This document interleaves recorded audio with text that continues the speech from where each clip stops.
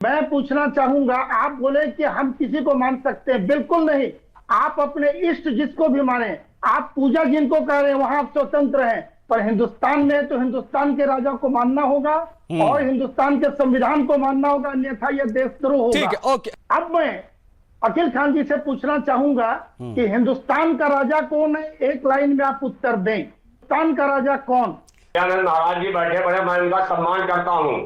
मैं कह रहा हूँ रामचंद्र जी हमारे आदर्श हैं, कृष्ण जी हमारे आदर्श हैं ना। मैं कह रहा हूँ मैं उनका सम्मान करता हूँ, मेरे आदर्श हैं।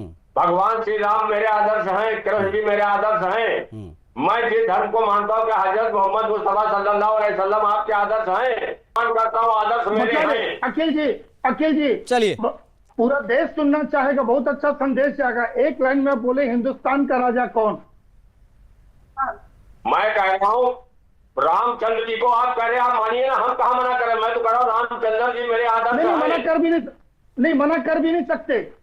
रामचंद्र जी को मानने का नतीजा हुआ तो आप कर सकते हैं। मैं कह रहा हूँ इस देश के अंदर जितने बुजुर्ग वली पैगंबर हैं वो सबको मैं सम्मान करता हूँ।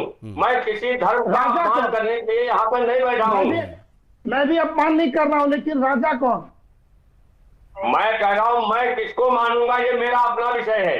आप किसको मानेंगे बिल्कुल अपना विषय है। नहीं आशीष जी, हिंदुस्तान है तो हिंदुस्तान की एक छवि दिखनी चाहिए, पाकिस्तान नहीं है। और रह गई श्री राम की बात, राम का नाम से तो याद रखें कि श्री राम की धरती में हम राम वाले, हमारे पूर्वज राम के जो ये मानने वाले थे, कैसी दरिया दिली दिखाई 1947 में बंटवारे के बाद। और आज वो कितना बड़ा मुश्किल का काम बन गया, गले लगा के रखा। भाई हो गया, लग जाओ वहां। उसके बाद भी रहे क्या? इसी दिन के लिए रहने आए थे क्या? इसीलिए हमारे पूर्वज इनको रखे थे। ये राम का काम था। और राम के बाद अब ये ख्वाजा आ गए। ये कहां से अचानक हो गया?